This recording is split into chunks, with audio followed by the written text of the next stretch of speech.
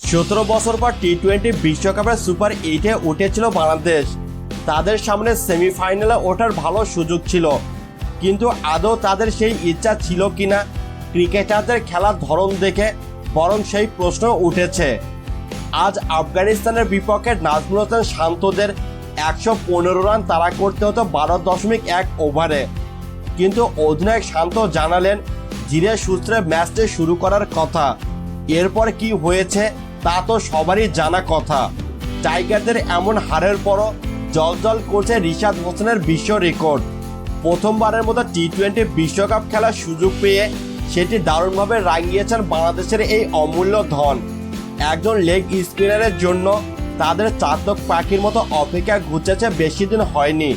তিনি আর কেউ নন, রিশাদই সেই স্বপ্ন পূরণের আশা দেখাচ্ছে টিম টাইগার্সকে। বিশ্বকাপের এক আসরে তিনি এবার বাংলাদেশিদের হয়ে সর্বোচ্চ উইকেট শিকার করেছেন।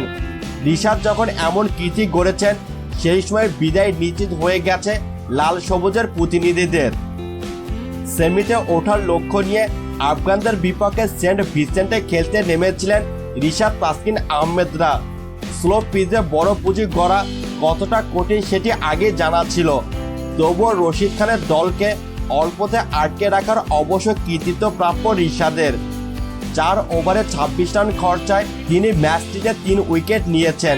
কেবল এই ম্যাচটিতেই নয়, বিশ্বকাপে অন্তত আরও 3 ম্যাচে বাংলাদেশকে মোমেন্টাম এনে দেওয়ার স্পেল উপহার দিয়েছেন এই লেগ স্পিনার।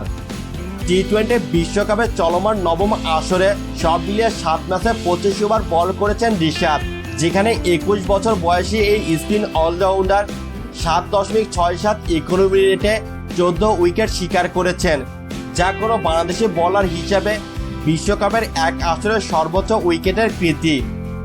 চলতি আসরের সর্বোচ্চ উইকেট শিকারীর তালিকায় 4 নম্বরেও আছেন রিশাদ। এর আগে 2021 সালের আসরে সর্বোচ্চ 11 উইকেট শিকার করেন সাকিব আল হাসান।